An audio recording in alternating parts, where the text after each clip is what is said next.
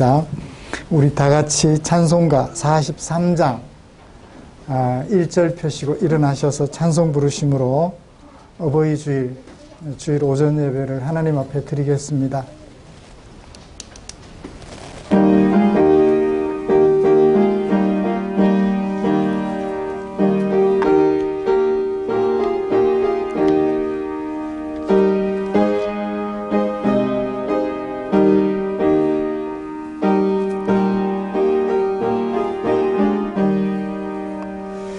즐겁게 안식할 날 반갑고 좋은 날 내 마음을 편케 하니 즐겁고 기쁜 날 이 날에 천하 만민 다 보좌 앞에서 참되신 삼위일체 다 찬송 부르네.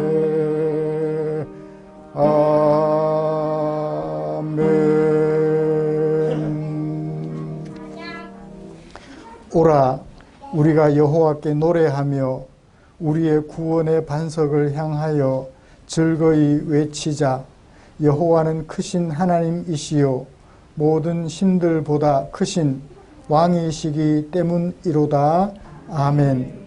전능하사 천지를 만드신 하나님 아버지를 내가 믿사오며 그 외아들 우리 주 예수 그리스도를 믿사오니 이는 성령으로 잉태하사 동정녀 마리아에게 나시고 본디오 빌라도에게 고난을 받으사 십자가에 못 박혀 죽으시고 장사한 지 사흘 만에 죽은 자 가운데서 다시 살아나시며 하늘에 오르사 전능하신 하나님 우편에 앉아 계시다가 저리로서 산자와 죽은 자를 심판하러 오시리라.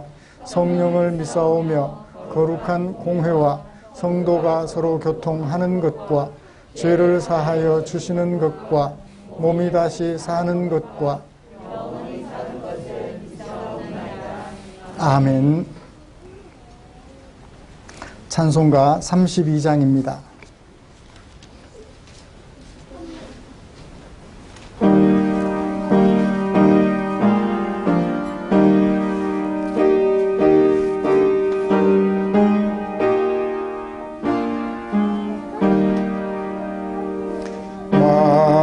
만유의 주제 존귀하신 예수 사람이 되신 하나님 나서 모하여 영원히 섬길 내 영광 되신 주로다.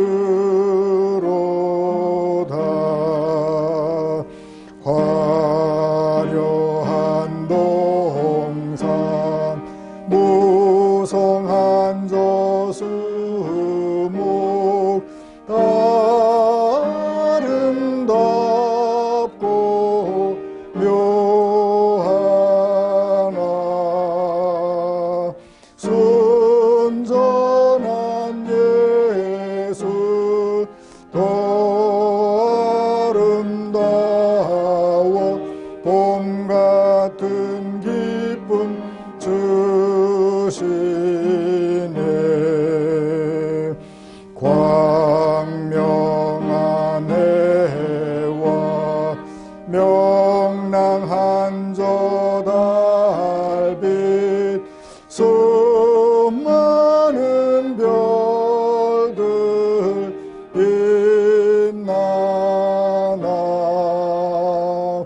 주 예수 빛은 더 찬란하여 참 비교할 수 없도다.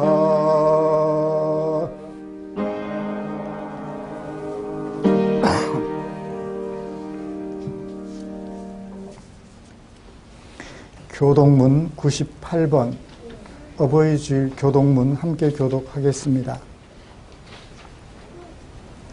내 부모를 공경하라. 왜냐하면 내 하나님 여호와가 내게 준 땅에서 내 생명이 길리라. 내 아들아, 내 아비의 훈계를 들으며 내 어미의 법을 떠나지 말라.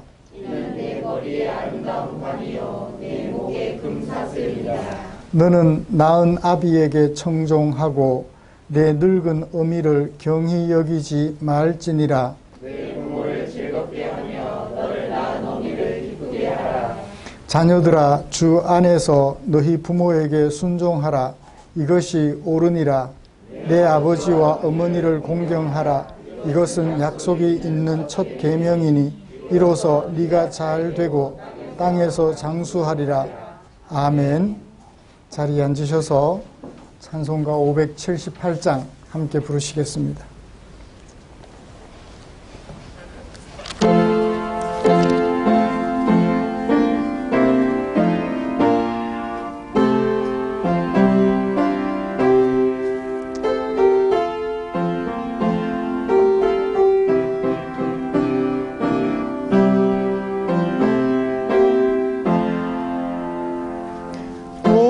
언제나 바라봐도 늘 보고 싶은 분, 기쁠 때나 슬플 때 늘 보고 싶은 분, 모든 것 주시고도 또 주시려는 이 어머니 한 분이 왜 또 어디 있으랴.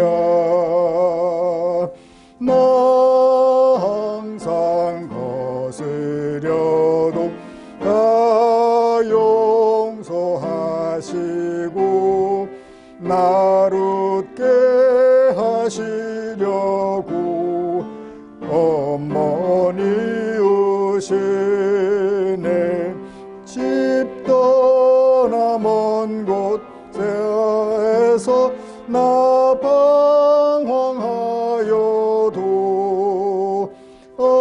어머니 기도 음성 귓가에 들리네. 죄인을 구하시려 독생자 보내신 그 사랑 알게 하려 어머니 주셨네. 그 손을 마주 잡고 드리는 예배는 천년도 하루 같은 즐거운 때일세. 어머니 크신 사랑 네 감히 알리요. 안다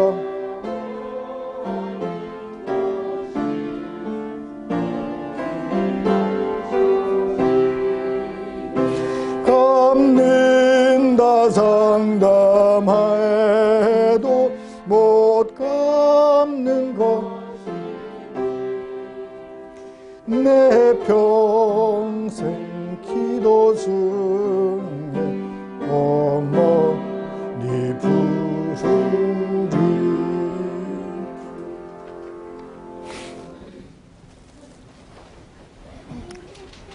아멘. 이 시간에는 주진아 집사님 나오셔서 우리를 대표하여 기도해 주시겠습니다.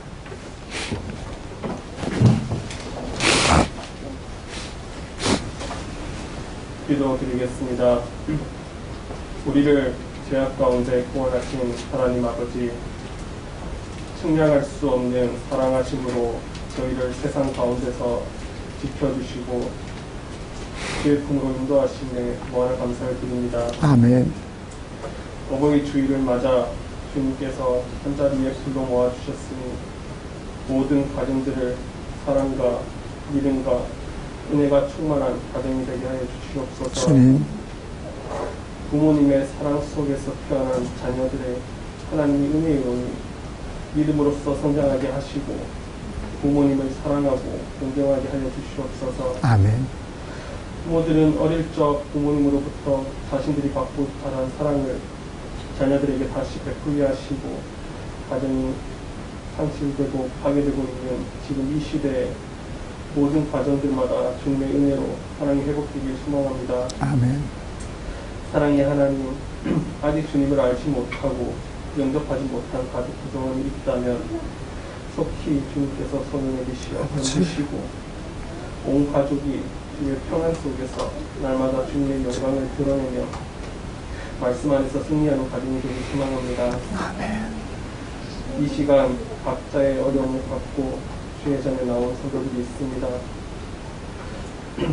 육신의 질병과 어려움 가운데 있는 성도들을 치유하여 주시고 경제적으로 힘든 가정들마다 하나님의 부유하심을 체험하게 하여 주시옵소서. 주님, 성도들이 사업장과 직장에도 복에 복을 더하여 주시옵시고 취업을 해야 할 청년들이 좋은 직장을 얻게 하시고 주님, 배우자를 찾는 젊은 이들에게는 하나님께서 예비하여 주신 이를 통해 믿음의 가정을 세워나가게 하여 주시옵소서. 아멘.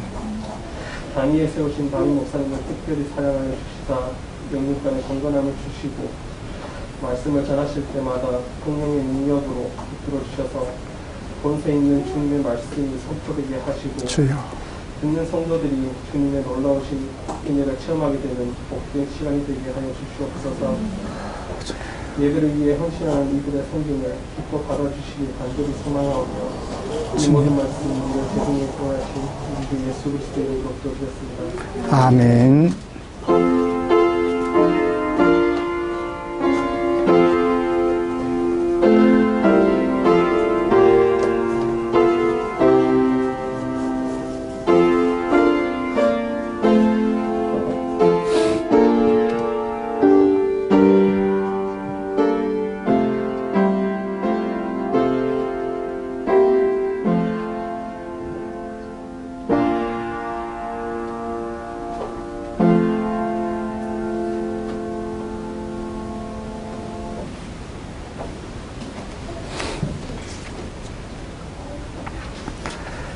오늘 어버이 주일을 맞아서 함께 묵상하고 싶은 말씀은 마가복음 7장 10절부터 13절까지입니다.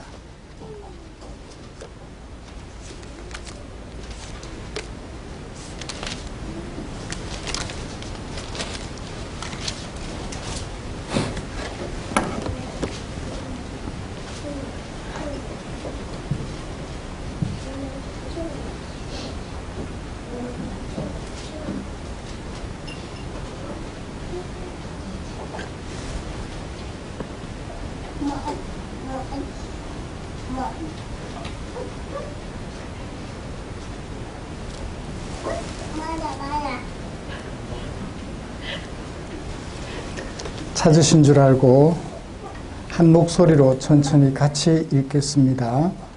모세는 내 부모를 공경하라 하고 또 아버지나 어머니를 모욕하는 자는 죽임을 당하리라 하였거늘 너희는 이르되 사람이 아버지에게나 어머니에게나 말하기를 내가 드려 유익하게 할 것이 고르반 곧 하나님께 드림이 되었다라고 하기만 하면 그만이라 하고 자기 아버지나 어머니에게 다시 아무것도 하여 드리기를 허락지 아니하여 너희가 전한 전통으로 하나님의 말씀을 폐하며 또 이 같은 일을 많이 행하느니라 하시고, 거기까지요.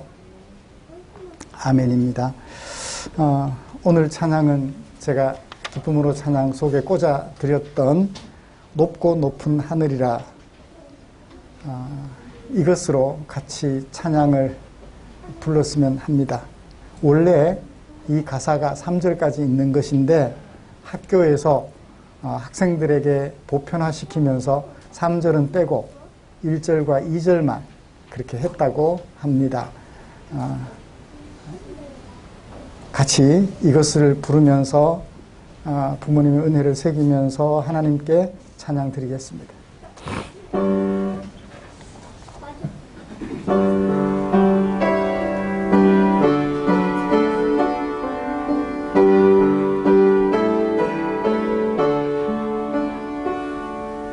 높고 높은 하늘이라 말들 하지만 나는 높은 게 또 하나 있지.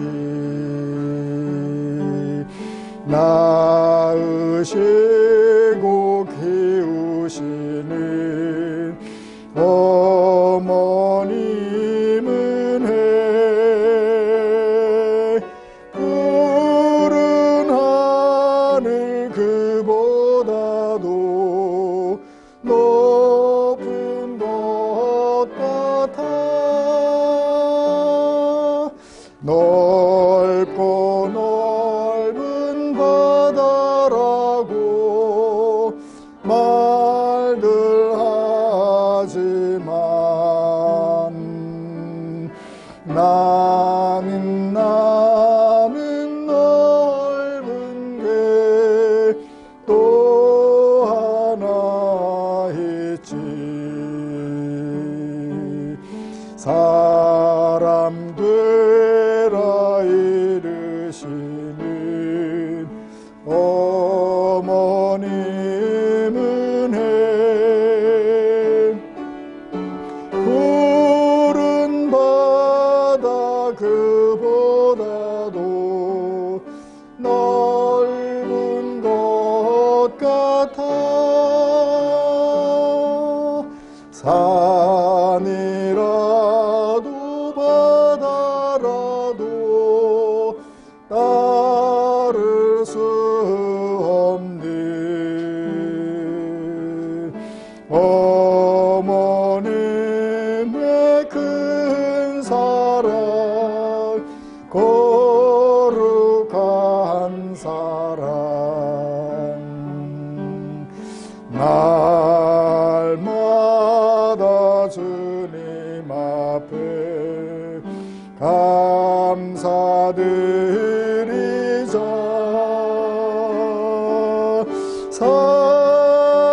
사랑의 어머님을 주시는 은혜를.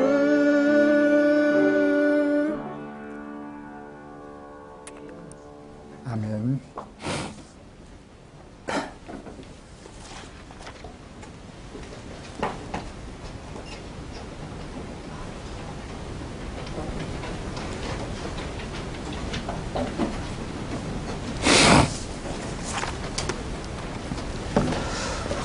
우리는 지난주에 어린이 주일로 지켰습니다.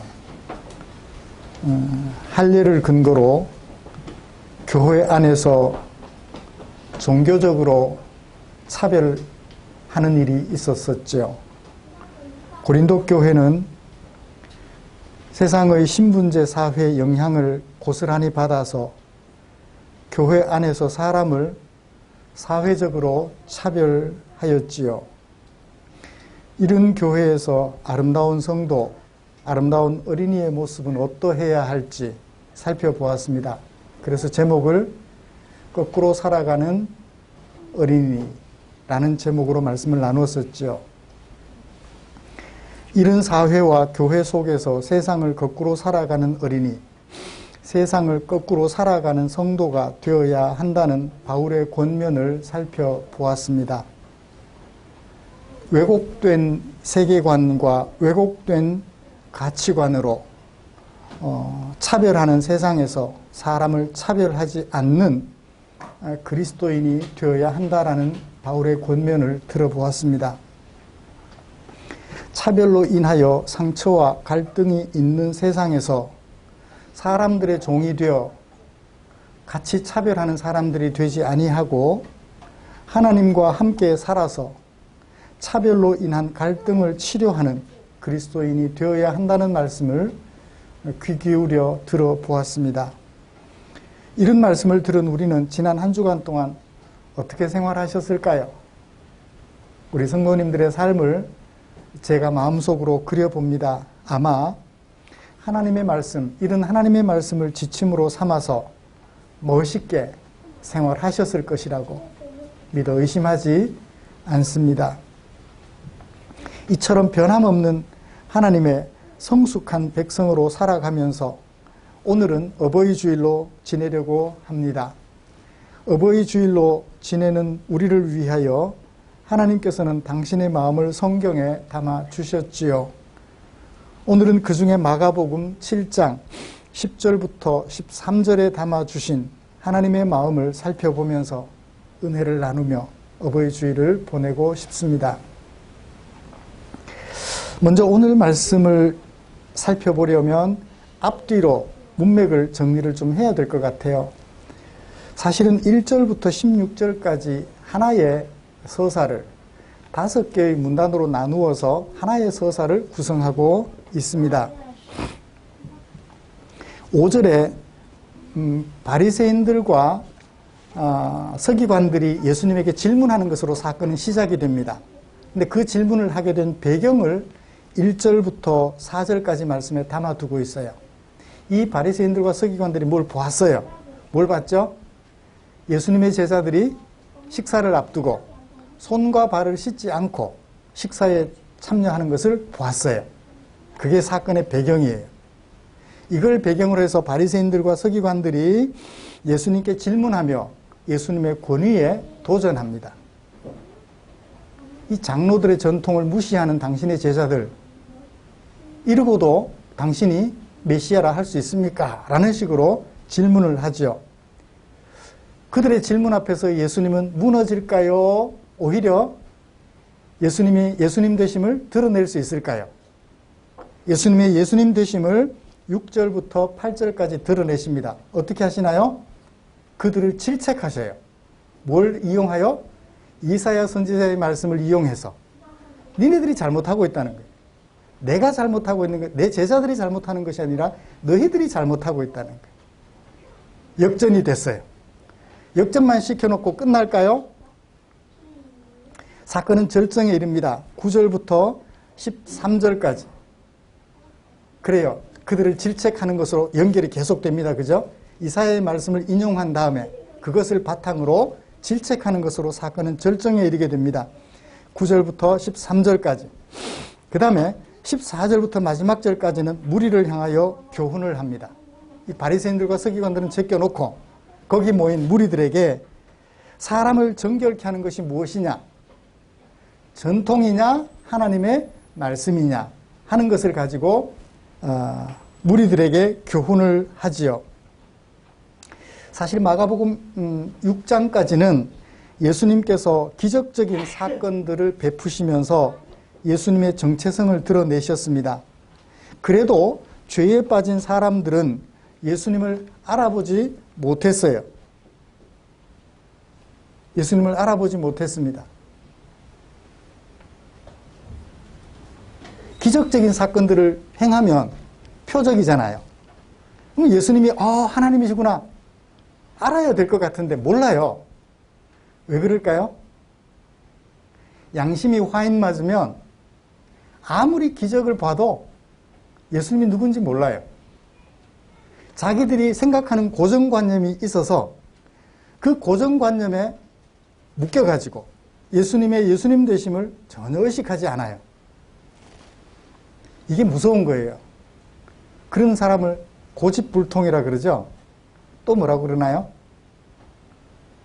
고집불통. 더 센 말도 있죠. 예, 그렇게 하겠습니다. 그래요. 고정관념에 빠져 있었습니다. 하나님을 예배하는 의식만 그들은 가지고 있었던 거예요. 외적인 의식만 가지고 있었던 것입니다. 조상들의 전통에만 빠져 있었어요. 그런 유대인들의 의식을 1절부터 4절까지 해서 보여주고 있습니다. 밥 먹을 때는 어떻게 해야 되는데? 손발을 씻고 먹어야 되는데 얘네들은 손발 안 씻고 먹네? 쟤네들은 하나님의 사람들이 아니야 라고 단정을 해버리는 거예요. 자기들의 평가 기준이 있어요.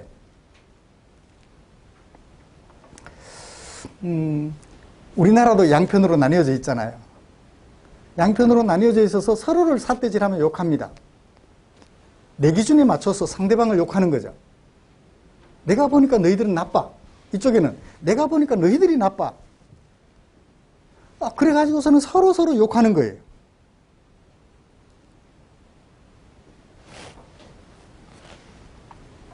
그것만 지키면, 그 기준만 지키면 죽어서 천당 가는데 지장 없다. 죽어서 천당 간다 라고 확신하는 거죠.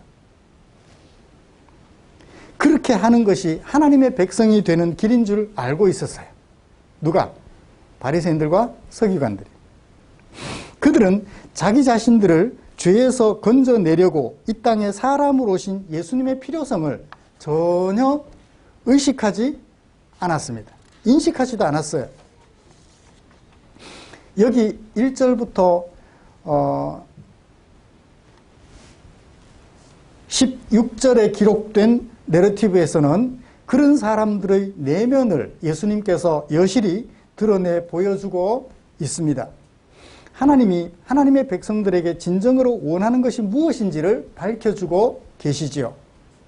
이런 내러티브 중에서 절정에 해당하는 부분, 예수님이 또 이르시되 라고 시작하시며 이사야 선지자의 말씀이 가지고 있는 참된 의미를 잘 소개하여 그들을 질책해 준 것으로서 그들의 도전을 속된 말로 묵사발 내시는 예수님의 말씀에 집중해서 한 예를 들어서 그들을 질책하셔요. 그러니까 우리가 읽은 말씀은 예수님이 바리새인들과 서기관들, 장로들의 전통 또는 의식에 사로잡혀 있는 그들을 묵사발 내는 이 위하여 예로 사용한 말씀, 거기에 포인트를 맞추고 어버이 주일 말씀으로 하나님의 은혜를 나누고 싶습니다. 먼저 그런 바리새인들의 의식을 예수님께서 뭐라고 말씀하시죠?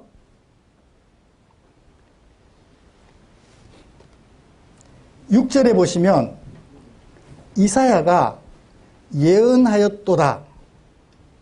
누구에 대하여? 너희 외식하는 자에 대하여. 여기 너희 외식하는 자는 누굴까요? 질문하는, 도전하는 바리새인들과 서기관들을 말해요. 이사야가 말했다. 누구에게 대하여? 너희들처럼 외식하는 자들에 대하여 말씀하셨다. 그러니까 이 예수님께 질문하는 사람들을 예수님은 이미 평가를 하셨어요. 그죠? 어떤 사람으로? 외식하는 사람으로. 그래서 오늘 제목을 외식하는 그리스도인, 어버이 주일에 외식하는 그리스도인들의 모습을 살펴봄으로써 외식하지 않는 그리스도인이 되었으면 좋겠다라는 예수님의 메시지를 듣고 싶어서 이 말씀을 선택했던 것입니다. 자, 그렇다면 여기 바리새인들과 서기관들, 예수님께 도전하는 바리새인들과 서기관들은 뭘 근거로? 식사하면서 손과 발을 씻지 않는 제사들을 근거로 외식에 빠져버린 그 바리새인들과 서기관들의 모습을 먼저 좀 살펴보고 이어서 그러면 참된 그리스도인, 어버이 주일을 맞이하는 참된 그리스도인의 모습은 어떠한가 하는 것을 살펴보면서 오늘 말씀을 마무리하려고 합니다. 자, 바리새인들을 가리켜 외식에 빠졌다고 예수님께서 말씀하셨는데 왜 그들의 행위를 외식이라고 표현했을까요? 예수님께서 그들이 주목하고 있는 것에 우리가 관심을 가져보면 그것이 외식인지 아닌지를 판별할 수 있겠죠. 7장 1절을 보시면 바리새인들과 서기관들 중 몇 사람이 어디서 온? 예루살렘에서 온. 지금 예수님께서 계신 곳이 예루살렘이 아니라는 것을 짐작할 수 있죠. 예루살렘에서 온 바리새인들과 서기관들 중에 몇 명이 예수님에게로 모여들었어요. 그리고는 뭘 보았어요. 뭘 보았죠? 제자들 중에, 예수님의 제자들 중에 몇 사람을 보았어요. 예수님의 제자들 중에 몇 사람을 보았어요. 목적격이 제자들이에요. 누가 봤어요? 바리새인들과 서기관들 중 몇 사람이 예수님의 제자들을 봤어요. 어떤 제자들? 부정한 손, 곧 씻지 아니한 손으로 떡을 먹고 있는 제자들을 본 거예요. 이해가 되셨나요? 그걸 보고 그들은 뭐라고 판단했습니까? 하나님의 법을 어기는 사람들이라고 단정을 한 거죠. 바리새인들과 서기관들이 이렇게 주목하여 평가하게 된 이유가 뭘까요? 이유가 뭘까요? 왜냐하면 이라고 시작하는 3절부터 4절까지가 그렇게 평가하게 된 이유를 우리에게 밝혀주고 있습니다. 마가가 친절하게도 그걸 넣어놓고 있어요. 우리말 성경에는 왜냐하면이 없지만 원문에는 보면 왜냐하면이라고 있어요. 왜냐하면 바리새인들과 모든 유대인들은 먹지 않았어요. 뭘 먹지 않았어요? 음식을 안 먹었어요. 뭐 하지 않고서는, 그러니까 조건은 조건인데 어떤 조건? 부정 조건이에요. 그냥 영어의 if는 긍정 조건이잖아요. 만약 뭐뭐 하면, 그러니까 부정 조건은 영어에는 단어가 다르잖아요. 뭐죠? unless. 뭐뭐 하지 아니하면, 예. 그러니까 손을 씻지 아니하면 음식을 먹지 않았어요. 이게 그들의 규칙이에요. 그 규칙이 무엇의 규칙입니까? 장로들의 전통이에요. 조상적부터 전해온 전통이지요. 그 조상적부터 전통으로 전해온 것은 성경에 있는 것일까요? 없는 것일까요? 있어요. 없는 건 아니에요. 성경에 있어요. 레위기에 보면 음식을 먹기 전에는 꼭 손을 씻어라, 발을 씻어라라고 얘기를 해요. 손을 씻고 손님이 들어오면 발을 씻고. 이게 어디서 나타나느냐 하면 요한복음 2장에서 예수님이 가나 지역으로 가셨어요. 혼인잔치집에. 혼인잔치집에 항아리가 두 종류가 있어요. 물을 담는 항아리가. 하나는 뭐죠? 정결 예식에 쓰는 물을 담아두는 항아리. 하나는 포도주를 담은 항아리. 정결 예식에 쓰는 물을 담아두는 항아리는 어떤 거죠? 손님들이 오면, 혼인집에 오면 손발을 씻으라고, 먼 길 오면서 먼지가 묻었으니까 손발 씻으라고 내주는 물을 담은 항아리예요. 예수님이 부족한 포도주를 보충하기 위하여 물을 담아라고 명령하실 때 어디 항아리에 물을 담아라 그러셨죠? 포도주 담았던 항아리가 아니고 정결 예식에 필요한 물을 담아두는 항아리에 물을 채우라 그러셨어요. 왜 그랬을까요? 그 가나 혼인잔치의 물로 포도주를 만드는 행위는 표적인데 무엇을 위한 표적? 예수님이 어떤 분인지를 나타내 보여주는 표적이라는 거예요. 포도주가 부족했는데 부족한 포도주를 보충해주는 예수님이 아니라, 그죠? 우리가 병이 들었는데 병을 고쳐주시는 예수님이 아니라 어떤 분? 정결케 하시는 예수님이라는 사실을 거기에서 보여주시는 거예요. 그걸 위해서 예수님의 정체를 드러내기 위해서 정결 예식에 필요한 물을 담아두는 항아리에다가 물을 채워라 그러셨어요. 그리고 그 물을 뭘로 바꾸셨어요? 포도주로 바꾸셨던 거예요. 그래요. 이 정결 예식은 옛날부터 성경에 의하여 내려오던 전통입니다. 그러니까 그 자체가 잘못된 건 아니에요. 없는 얘기를 만들어낸 것은 아니라는 것입니다. 그러면 그것을 어떻게 그들은 지켰을까요? 그래요. 그들은 손을 씻지 않고는 음식을 먹지 않는 뿐만 아니라 시장에서 돌아온 뒤에도 손에 물을 뿌리지 않고서는 음식을 안 먹었어요. 그 외에 아무것도 안 먹었어요. 그 외에도 여러 가지 전통들이 많았다라고 얘기를 합니다. 잔과 주발과 녹그릇을 씻는 등 여러 가지 전통들이 지켜오는 전통들이 많이 있었다. 그 중에 오늘 하나가 걸린 거예요. 그들의 눈에. 장로들의 전통에 사로잡혀 살아가는 바리새인들과 서기관들. 성경에서 나온 전통. 전통적 예식 또는 의식이 그들에게는 중요했습니다. 그걸 지키는 것을 목숨처럼 귀하게 여겼던 거예요. 그렇게 하면 하나님의 백성이 되는 줄 알았던 거예요. 그렇게 하면 죽어서 천당 가는 줄 알았던 거예요.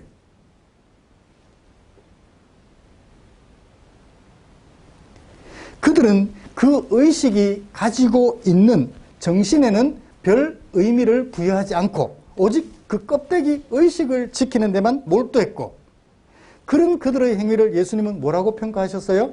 외식이라고 평가하신 거예요.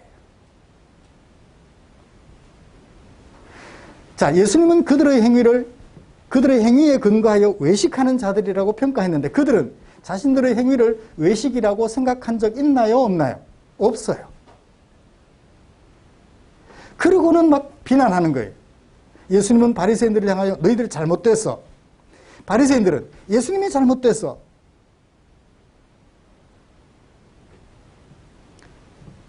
다행스럽게도 양쪽 다 틀리지는 않고요. 예수님은 옳았어요. 오늘날 우리 대한민국은 양쪽 다 문제가 있어요. 진정한 옳은 것은 없습니다. 그런데 예수님은 옳았어요. 그래서 용감하게 그들을 향하여 외식하는 자들이라고 평가하실 수 있었던 것입니다. 그러면 이런 바리새인들의 모습에서 여러 가지 것들이 많이 있다 그랬잖아요. 전통만, 껍데기만 지키는 모습들이 많았다 그랬는데, 오늘 우리 한국교회는 어떨까요? 이들 바리새인들의 모습을 보면서 우리들의 모습과 비교해 보자고요. 그죠? 흔히 우리 자주 하는 얘기 중에 주일 성수라는 말을 많이 들어보셨을 거예요. 저 같은 경우에 이제 주일 성수라면 뭐 하는 거죠? 일하지 않는 거예요. 뭐 하는 거예요? 교회 와서 예배 드리고 봉사하고.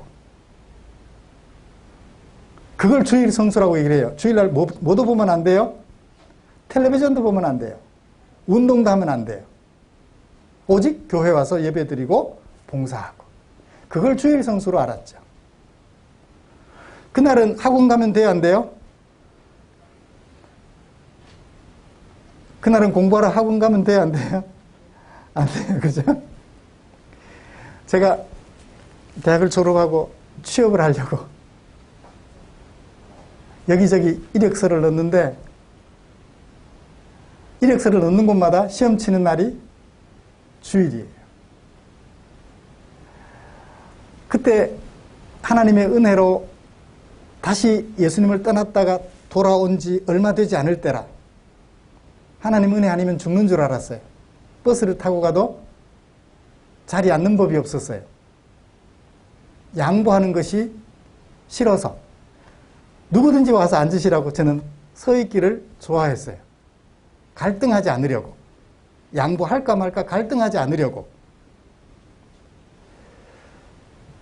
시험, 원서를 내는 곳마다 주일날 시험 보러 오라고 얘기를 하는데 얼마나 답답한지. 취업은 해야 되겠고 주일날 시험 보러 갈 수는 없고. 그래서 편지를 썼어요. 저에게 와서 시험을 치르라고 말하는 회사에게 편지를 썼어요. 인사팀에게. 저에게 하루 전이나 또는 하루 후에, 주일 전이나 후에 시험 칠 기회를 주시면, 그래서 그 시험 성적이 귀사의 기준에 합당하면 제가 예수님을 위하여 이처럼 혼신의 힘을 기울이는 것처럼 귀사를 위하여 최선을 다해서 일하겠습니다. 근데 어느 회사에서도 그렇게 하라고 허락해 주는 데가 없었어요. 그래서 어떻게 생각했을까요? 아, 나는 어쩔 수 없이 목사가 되어야 되나 보다.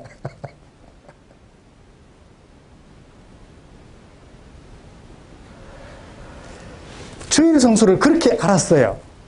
근데 우리가 제4계명을 신명기 출애굽기 묵상하면서 살펴본 바에 의하면 안식일 계명의 핵심은 뭐죠? 일하지 않는 것은 도구예요. 그죠? 핵심이 뭐죠? 평등이에요.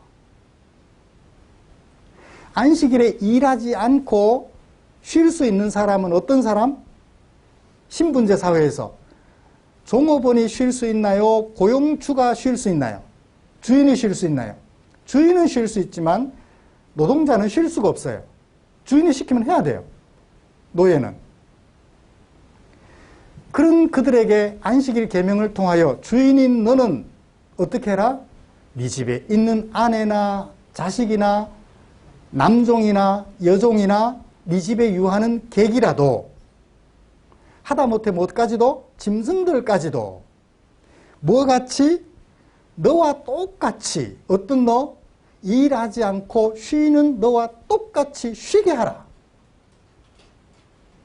거기에 덧붙여서 네가 애굽에서 종이 되었던 것을 기억하라.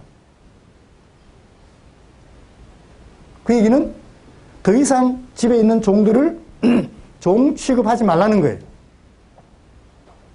그래서 똑같이 안식하라. 평등이 안식일 계명의 핵심이에요. 뭐는 도구고 수단이고 일하지 않는 것은 수단이에요.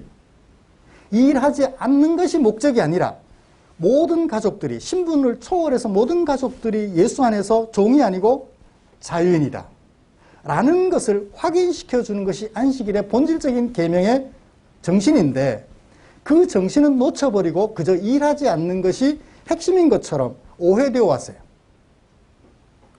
이건 뭐만 남은 거예요? 껍데기만 남은 거예요.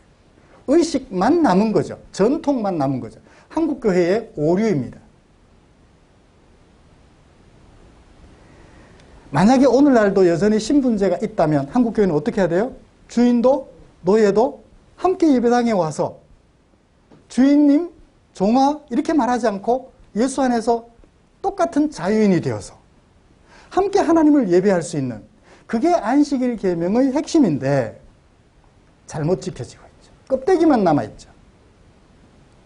껍데기만 남아있어요. 이 바리새인들과 서기관들의 모습을 보면서 그걸 볼 수 있어야죠. 볼 수 있어야죠. 그래요. 안타깝게도 한국교회의 모습이 이 바리새인들과 서기관들의 모습에서 크게 다르지 않다는 것을 보게 됩니다. 안타깝게도.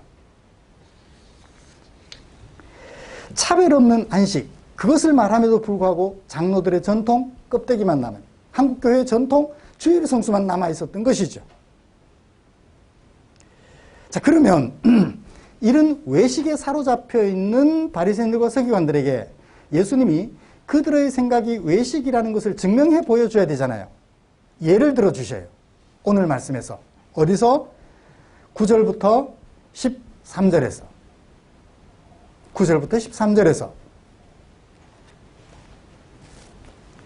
바리새인들의 사고에 대한 예수님의 평가는 뭐죠? 아까 외식하는 자라고 평가했습니다. 그들의 행위가 외식인 이유는 뭘까요? 9절에서 밝혀주고 있습니다. 뭐라고 하시나요? 예수께서 이르시되, 뭐라고 말씀하셨어요? 너희가 저버렸다. 무엇을? 하나님의 계명을. 어떻게? 잘 저버렸다. 잘은 칭찬이에요? 이 야단치는 거예요? 야단치는 거예요. 잘못했을 때 잘했다. 이 얘기는 진짜 잘했다는 것이 아니라 아주 잘 못했다 할 때 잘했다 그러잖아요. 이 잘은 개혁개정이 번역을 한국식으로 잘 번역한 것 같아요. 정말 잘했다. 뭘 잘했어요? 하나님의 계명을 저버리는 거 참 잘했다. 뭐 하려고? 목적. 너희의 전통을 지키려고. 조상적부터 내려오던 그 전통 지키려고 정작 뭐는 버렸어요? 하나님의 말씀은 버렸다. 껍데기 지키려고 그 속에 있는 정신은 버려버렸다.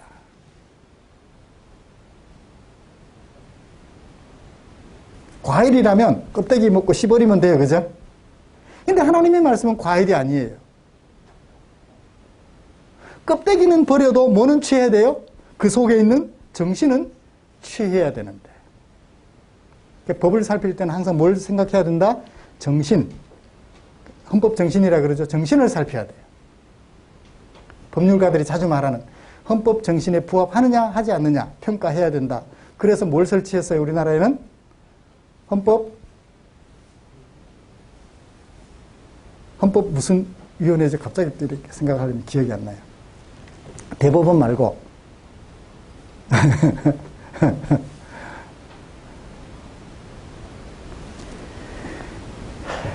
그래요.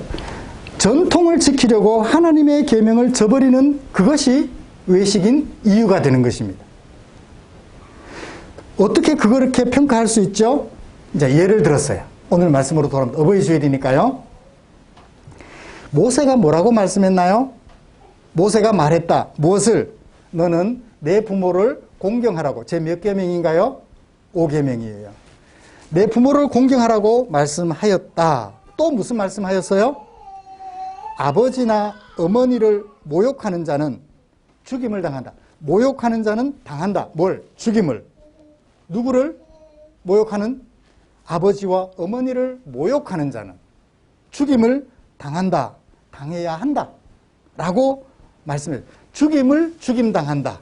원어는 그렇게 돼 있어요. 죽임을 죽임당한다. 반드시 죽어야 한다는 얘기예요. 모세가 그렇게 말했어요. 그런데 너희는 말한다. 뭘 말해요? 사람이 아버지에게나 어머니에게 말하기를 말한다. 무슨 말을 해요? 내가 드려, 누구에게 드려? 부모에게 드려 유익하게 할 것이 누구에게 드림이 되었다? 하나님께 드림이 되었다고 말하기만 하면 가정법이에요. 조건입니다. 그렇게 말하기만 하면 그만이라 하고는 원문에 없어요. 그냥 개정이 의미를 부여하려고 넣었던 것 같습니다. 그렇게 말하기만 하면 너희는 12절 허용한다. 무엇을 허용해요? 자기 아버지에게나 어머니에게 더 이상 아무것도 드리지 않는 것을 허용한다. 이 말이에요.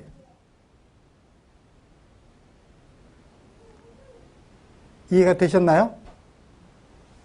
하나님께 드림이 되었기 때문입니다 라고 말을 하기만 하면 부모에게 아무것도 드리지 않아도 된다는 것을 너희는 허용한다. 허락하지 아니한다. 뒤에 동사를 부정어로 번역했는데 동사는 정상적이에요. 드리지 않는 것을 허용한다. 드리지 않아도 된다고 말한다라는 거예요.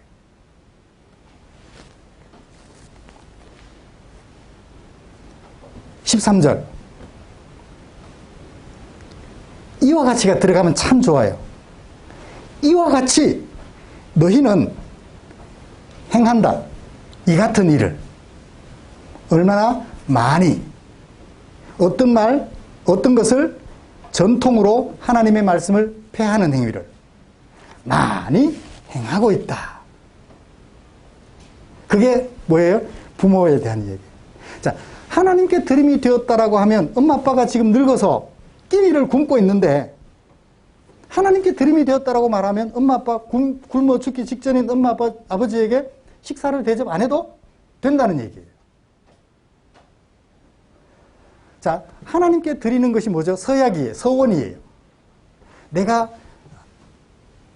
빚을 내서라도 예배당을 짓는데 제 금액은 크니까 1,000만 원을 약속헌금으로 했어요. 근데 엄마 아버지가 지금 굶어 죽기 직전이에요. 근데 하나님께 건축헌금 1,000만 원 약정한 것이 있어서 엄마 아버지 굶어 죽는 건 놔두고 하나님께 약속한 건 지키겠다고 그 1,000만 원을 헌금으로 저축을 하고 있는 거예요. 통장에는 990만 원이 쌓여 있는데 10만 원만 더 채우면 건축헌금 약정한 거 할 수 있으니까. 엄마 아빠는 어떻게 하고 있어요? 오늘 내일 죽을지도 몰라요. 통장에 990만 원이 있는데 이걸 뭐라고 한다고? 외식이라 한다고요. 서원이라는 약속을 이행하기 위해서 부모 공경이라는 하나님의 명령을 놓쳐버리는 거죠. 그걸 외식이라 한다고요.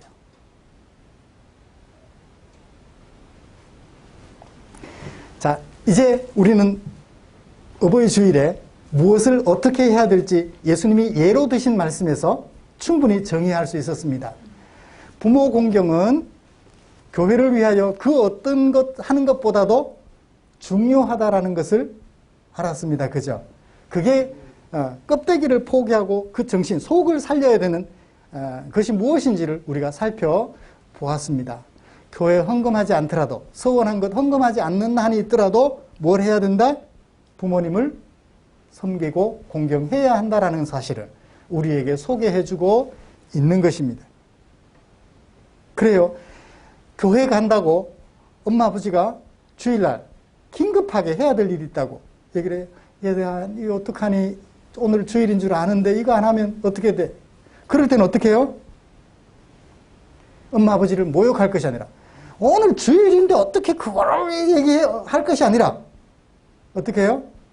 주일 예배를 못 드리는 한이 있더라도 부모님이 그 긴급한 요청을 들어드릴 수 있어야 한다는 거예요. 이해가 되셨나요? 이렇게 말하면 제가 한국 교회로부터 지탄을 받을지도 모르겠는데요. 바리새인들에게 지탄받았던 예수님처럼, 도전받았던 예수님처럼 지탄받을 일일지도 모르겠는데요. 예배드리는 껍데기가 중요한 것이 아니라 하나님의 말씀을 들어 지키는 것이 중요하다는 것을 오늘 우리는 말씀 속에서 배워야 한다는 거예요. 주일 성수라는 이 장로들의 한국교회 전통을 지키려고 아버지 엄마가 지금 위급한데 병원에 모시고 안 가요? 그쵸? 말씀을 마치겠습니다. 사랑하는 성도 여러분, 우리가 외식하는 그리스도인, 어버이 주일에 외식하는 그리스도인으로 살아갈 것입니까? 아니면 진심으로 하나님을 섬기는 하나님의 백성으로 살아갈 것입니까? 어버이 섬김에 있어서 우리가 이 말씀을 적용하고 실천해야 할 줄 믿습니다. 그러할 때 비로소 오늘 말씀은 예에 불과하지만 핵심을 살려주는 중요한 예가 되니까 이 말씀을 마음에 새겨서 주일 예배 드리는 것보다 부모님, 아픈 부모님 끼니 챙겨드리는 게 더 중요하다라는 것. 교회는 얘기하면 돼요. 그죠? 이번 주에는 이렇습니다. 요즘 참 좋은 게 생겼어요. 뭐죠? 온라인 예배가 있잖아요. 미처 공동체와 함께 예배 드리지 못했으면 온라인으로라도 예배를 드리면서 오늘 성도들과 함께 나눴던 말씀을 기억하고 다음 주일을 또 기약할 수 있으니까. 그렇죠? 그렇게 해서 우리가 정말 외식하는 그리스도인이 아니라 하나님의 참된 백성, 예수님의 참된 제자로서 우리의 삶을 만들어 가시기를 주님의 이름으로 축복합니다. 기도하겠습니다. 좋으신 하나님 고맙습니다.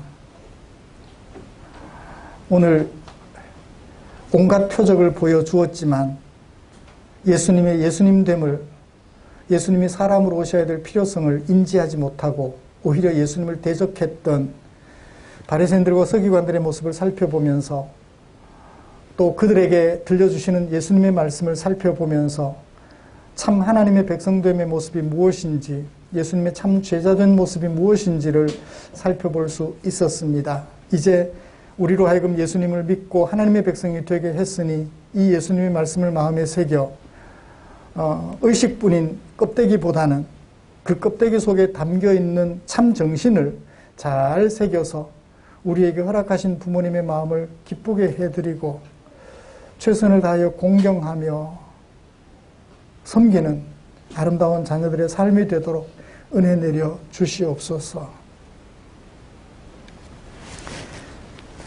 이런 것을 깨우칠 때쯤 어느새 우리에게 부모님은 저만큼 멀어져 버린 것을 보면서 안타까운 마음으로 기도합니다.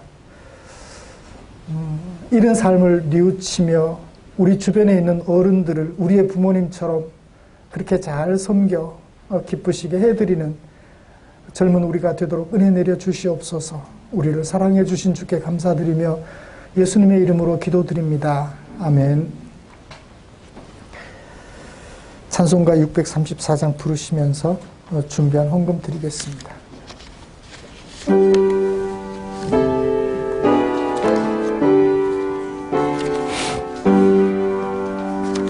모든 것이 주께로부터 왔으니 이 예물을 주께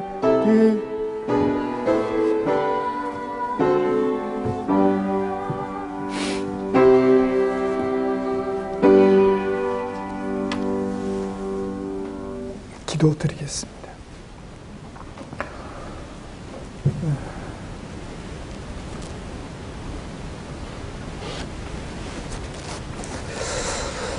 고맙습니다. 가치관의 혼동이 있는 세상 속에서 갈팡질팡 좌충우돌 모든 사람들을 원수처럼 만들어가던 우리를 불러서 당신의 백성으로 삼아주시고 모든 사람들과 더불어 화평하며 그들에게 하나님의 사랑을 나눠주며 살 수 있는 새로운 삶의 길을 인도하여 주신 아버지께 온 마음 다해 감사드립니다.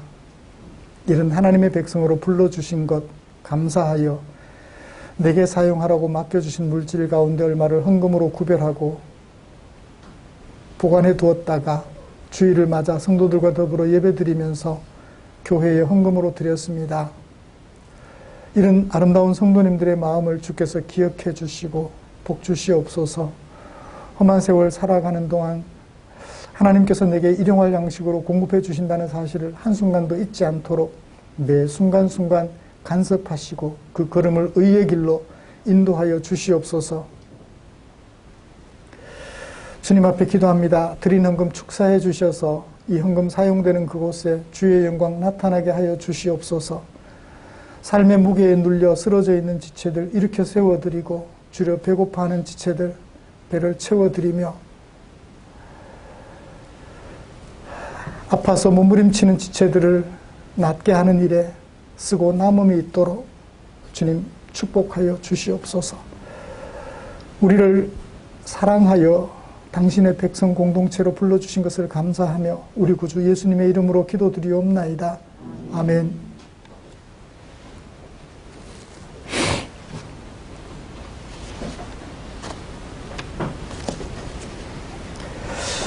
교회 소식 알려드리겠습니다. 다음 주기도 이우식 집사님이신데 바꿀 수도 있으니까 준비를 해주시면 고맙겠습니다. 우리의 삶과 인격을 아름답게 하는 하나님의 말씀, 그것을 묵상하는 것이 최고의 대안이 되지 않을까 생각합니다. 말씀을 읽으실 때 마음에 드는 한 구절 쏙 빼서 읽으시기보다는 이렇게 제가 설교하면서 미리 얘기해 드리는 것처럼 문맥 속에서 그 말씀이 어떤 의미를 가지고 있는지 잘 살펴서 그 속에 담겨있는 하나님의 마음을 잘 찾아내고 그렇게 묵상하는 일에 최선을 다해 주시면 고맙겠습니다. 개인적으로 그걸 하기가 어려우니까 매일 성경이 아마 그걸 조금은 도움이 될 것이라고 믿습니다. 최고가 아니면 그 다음 거라도 도움 받을 수 있잖아요. 그죠? 항상 완벽한 것에 도움을 받지 못할지라도 그 중에 그래도 나은 것에 도움을 받을 필요가 있다고 생각하여 매일 성경을 선택했으니까 매일 성경이 완벽한 건 아니에요. 저도 완벽한 게 아닌 것처럼 그렇게 도움을 받으면서 하나님의 말씀 묵상하여 내 인격을 하나님의 백성답게 만들어가는 일에 최선을 다해 주시면 고맙겠습니다. 다음 주일은 부부주일로 지킵니다. 한 주간 동안 부부로 살아가며 나와 함께 살아준 배우자를 생각하면서 편지도 쓸 수 있으면 쓰고 또 선물도 준비할 수 있으면 선물도 준비해서 다음 주일 부부주일로 뜻깊게 맞이하시기를 기대해 봅니다. 곁에 계신 분들과 인사 나누시죠.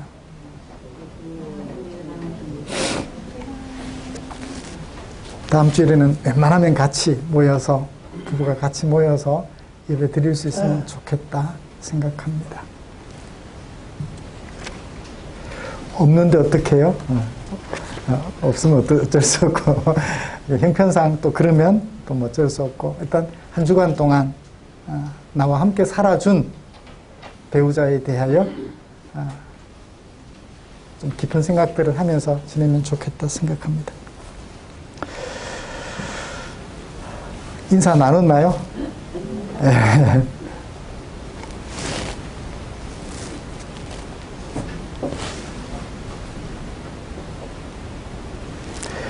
찬송가 57장 펴시고 일어나셔서 찬송 부르고 축도함으로 예배를 마치겠습니다.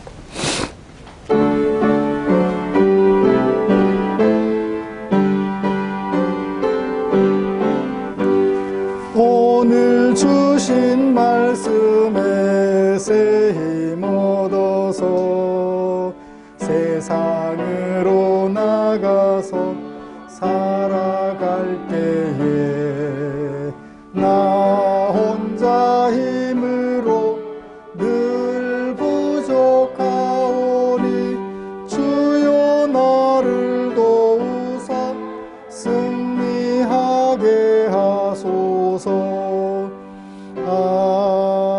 아멘. 기도하겠습니다. 우리 구주 예수 그리스도의 은혜와 하나님 아버지의 지극하신 사랑하심과 성령 하나님의 인도하시고 위로 충만 교통 격려하시는 역사가 이제 우리에게 말씀을 허락하시며 그 말씀 속에 담겨있는 참된 의미를 살펴 우리에게 드러내 주시는 은혜를 감사하며 앞으로 또 말씀 속에 담겨있는 하나님의 참뜻 그것을 마음에 새기고 찾아서 묵상하며 그래서 하나님의 백성으로 살아가기를 다짐하며 그래서 외식하지 않는 그리스도인으로 살아가기로 다짐하며 예배를 마치는 모든 지체들 위해 지금부터 영원토록 함께 계시기를 축원하옵나이다. 아멘.